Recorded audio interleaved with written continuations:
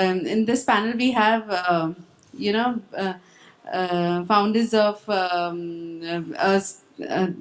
a business which is into cleaning. Then we have a panelist, Isha is there with us, who's from Chandigarh, and it's a auto rickshaw aggregator. They are into, they manage. It's an aggregator, and they started, I think, so 2 years back. 1 year back, and they've actually now it's a known name in the industry. Then we have with us Itisha. She's from Diamond Building Care, and they are also looking at channel partners. They're into services business. Then we have with us Khanendra, who's from Woeful Couche. They're looking at franchisees, but it will be a B2B direct franchise for them. So now with this, I'll start the panel discussion. But first, we have two presentations. First, I would like to invite Mr. BK Soni, Chairman and MD Eco Recycling. They are into e-recycle waste. It's a very new concept, and they are actually making this e-recycle waste industry organized. So over to you. Since morning, you must have heard of a lot of opportunities for the franchisees for the sale of certain products and certain services. I am going to talk to you altogether a reverse business model here. And we are into the business of purchasing from 1.3 billion people and buying ourselves. It's absolutely a different and altogether reverse concept. We are a buyer of all the electrical and electronic equipment at the end of the life from the consumers. We are into e-waste recycling. We purchase end-of-life products. To collect these products from the consumers, we need to set up across the nation the collection points. And this is what the opportunity I'm going to offer to you. It's a big opportunity in terms of the volume of present volume and the increasing volume. Next, please. Next slide. At the console, if you can please Sure. manage the presentation. Okay, it's here. They want only. the next. I'll take care. So it's an e-waste eradication project that you all understand about. Electrical and electronic waste means all the kind of computers, mobile phone, washing machine, fridges and all. When they reach to the end of life, today we either give it under exchange scheme to the retailers, or we sell it to kabadis or scrap dealers, who in turn disposes them off after recovery, whatever the best value they can recover in terms of the commodities. I'm not talking in terms of its a technological use. End of life product is simply but the end, reach to an end. So presently about 90% of such material is being processed by the kabadis, who are as many as about 1.2 million people who are working in the segment across nation, but completely unorganized. Unfortunately, they spend almost 40% of their earning only on the medical expenses, because the way they work, and you must have seen such kind of shops and the places around, and particularly in Silampur or Muradabad and Dharavi of Mumbai, and these are the places flooded with all this kind of activities. And these people are spending almost 40 to 50% of their earning only on medical expenses. And unfortunately, they don't live beyond 55 to 60 years. And if fortunately they live, they are bedridden mainly. Their children hardly goes to school. Their ladies have hardly any social life. It's a 25,000 crore industry in present terms, in present time, and is expected to touch 225,000 crore by 2020. So it's a great opportunity, because the kind of consumption level is increasing of electrical and electronic equipment. The generation is an automatic process. For that, you need not to produce anything. What you are discarding is a raw material for your own shop.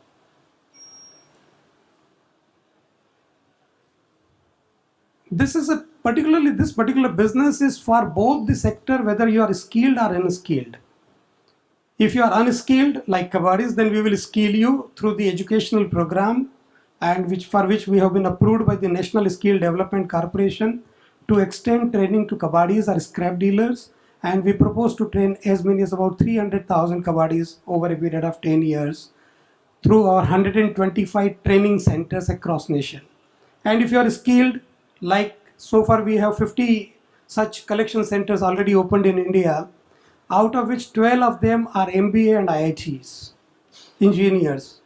So these are the kind of skill set the people. So it is good for the skilled people as well as for unskilled people. Unskilled people will be trained and made skilled to, I mean, to that level, and skilled people have already that kind of level to understand the subject. This is a complete model of reverse logistic. So we are buying from the consumer, then bringing it to collection center, and then giving it to Eco Recycling Limited for recycling. And there is a complete technology used in terms of the environment friendly technologies for disposal of e-waste.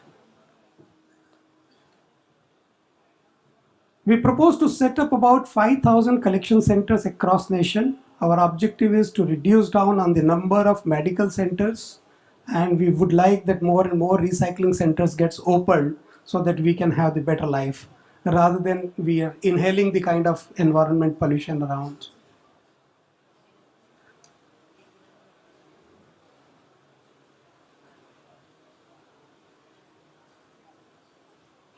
Business opportunity point of view, it's 25,000 crore as I said you, and reaching to 125,000 by 2020, awaiting transformation to achieve Swachh Bharat Abhiyan, and start your own tech big point, start organized business. Thank you so much. Thanks, Mr. Soni. And I would like Jitendra to take the presentation. Jitendra is from Neo Growth, and they provide unsecured business loans against future card receivables. So it's a very new concept which they have. They support the startups and the entrepreneurs in funding. So he'll take the concept forward. Hi, good afternoon, all of you. First of all, I would like to thank Franchise India for giving me this opportunity to share with you the entire service industry. I will start with the service industry. So, any idea what is the contribution of service industry in overall GDP? Any idea? Service industry contributes more than 52% of the overall GDP, which is more than half, 50%, right? So, to start with, any idea how long it took to cross $1 trillion GDP in the last 60 years? It took 60 years, and it took only 7 years to cross a second $1 trillion. We are at 2.1 trillion overall GDP, India. So on the overall what Neo Growth does, we help start business for the capital requirement, right? And we try to engage the overall market in terms of the newcomers or the existing customers. I'll start with the this is what I was talking about, 52% service industry contribution overall GDP, ahead of industry and agriculture growth, right? And as we are aware that retail is a part of service industry. See what Neo Growth does. What is Neo Growth all about? So Neo Growth is a technology and data-driven financial organization. We provide unsecured business loan to the new merchants as well as the experienced one, right? And why I'm saying that it's a bandwidth innovative business solution, because we have a very, very unique repayment method along with the no fixed DMI and bulky EMIs. So what does that mean? First of all, we provide the business loan up to 1 crore, 100% unsecured. There is no security guarantee around it. Our second thing, whenever a loan comes into picture, we always think about EMIs, right? Bulky EMIs and lakhs, right? In our organization, there is no such concept. We have come up with a very unique concept with no fixed and bulky EMIs. It means whenever your business grows, we'll take the higher repayment, and whenever your business doesn't perform or face some sort of towards south face, we'll take the lower EMI, right? And third one is the automated repayment system. What does that mean? I'm into this industry for last more than 13-14 years now. I have never heard about an automated repayment system. We must have heard about EMIs, ECS checks and all, right? What we do, we deduct direct from the merchant's POS machine, right? If a merchant has a POS machine, whatever transaction happens on that machine, end of the day, we deduct our part of EMI, our part of repayment from that machine, and we give it back to the rest of the amount we give back to the merchant. So we provide, loan for obviously working capital requirements, expansion within the current outlet, or whether it is a new outlet, any geographical expansion, or any part renovation of the outlet. This is what I was talking about. So let's start with the, this new growth flexi repayment chart, right? Can you see this blue line? This is conventional EMI model, right? Where your business grows or, it doesn't grow. Irrespective of the fact, EMI would remain the same. Wherein, can you see the green one? Whenever, red one is your business. Whenever business grows, right, your repayment goes up. And whenever your business doesn't perform, then obviously your repayment goes down. That's the beauty of the product. We do not have any fixed EMI, fixed repayment sort of thing, right? It's a daily repayment model where whatever credit card settlements happen on the PTQ machine or POS machine, we take repayment from that. No bulky EMIs, obviously. Merchant pays as per the day's earning. Obviously, as whenever business performs or not perform, it depends. And there is a certain fixed percentage, the amount we deduct from the card machine. I'll tell you how it works. So let's say if I'm a merchant, right, and my card sale is, let's say, ₹1,00,000 a day. See, and my EMI is 10,000, right? So I will deduct that 10,000 from that 1 lakh of sales end of the day, right? And if it doesn't perform, so let's say my sale goes down and it remains 50,000, I'll take only 5,000, not 10,000. So this gives the liberty to the customer to, I'll give you two classic example of this, of the women empowerment as well.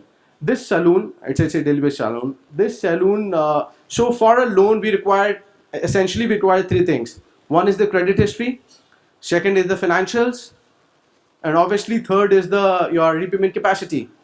This saloon was not having even credit history, financials, and capacity, right? Still, we have go ahead and funded. You can read this. This group was started, with small capital, with French capital also, right? This group was facing a lot of financial crunch in terms of, because they were not having any credit score. Any conventional lender would not have funded him, right?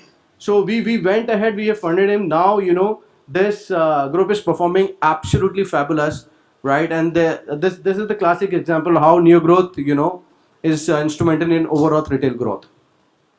Second is the restaurant one. This is the beauty, right? NRI woman was trying to start some business, right, in India, right? Since she was not from India, she was not having sufficient credit history score, not having financials, not having obviously stability, right? Still, we went ahead and funded this restaurant, and now this restaurant is performing absolutely fabulous, and we have refinanced this customer thrice now, right? So our presence in India is around 9 locations as of now, which is Mumbai, Delhi, Bangalore, Pune, Chennai, Hyderabad, Jaipur, Chandigarh, and Kolkata. See, any questions we can take it. We can have, yeah. Thank you so much. Yeah. Thanks, Jitendra.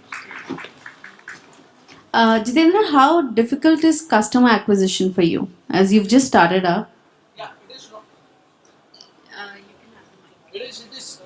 It is not at all difficult. Customer acquisition is not even difficult, right? It is all about understanding the customer needs, right? If you are able to understand the customer and the market, obviously nothing is tough. It is very easy. How do you do that? Like, how do you find your customers? So we have our referral agents. We go to the market, cold calling, everything. So we have 3-4 models. So we are into online business as well, where customer sells product on Flipkart or Snapdeal online marketplaces. Okay.